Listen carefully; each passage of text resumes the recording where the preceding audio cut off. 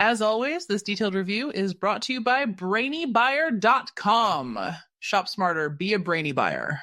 So I'm looking at these two portable propane grills, the Charbroil Grill2Go X200 and the Coleman RoadTrip 285. Both seem decent, but I'm trying to figure out which one is better for me. Yeah, I see them. The Charbroil is definitely smaller, right? Only 200 square inches of cooking space compared to Coleman's 285. Exactly. That's a big difference if I'm cooking for more than a couple of people. And the Coleman boasts 20,000 BTUs across 3 burners, while the Charbroil only has 1 burner putting out 9,500 BTUs. So Coleman definitely wins on power and cooking area. True. But the Charbroil is way lighter, only 20 pounds. Coleman's is almost 47 pounds.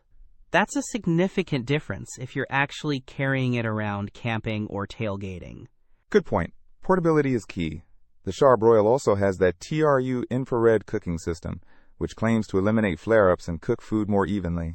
Does the Coleman offer anything similar? Not really a specific system, but it does have 3 adjustable burners for more precise temperature control, and an integrated thermometer, which is handy. The Charbroil has a temperature gauge too, though. Right, both have temp gauges.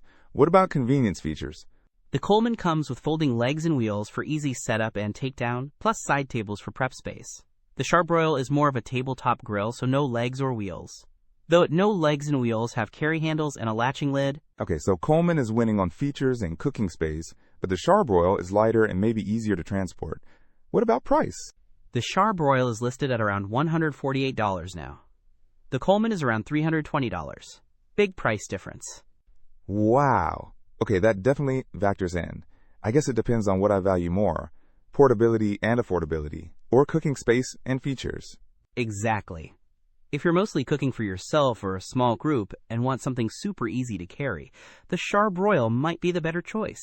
But if you need to cook for larger groups and want more control over the heat, the Coleman seems like the way to go, even with the higher price and weight. Don't miss out on our next in-depth review to help you make smarter purchasing decisions.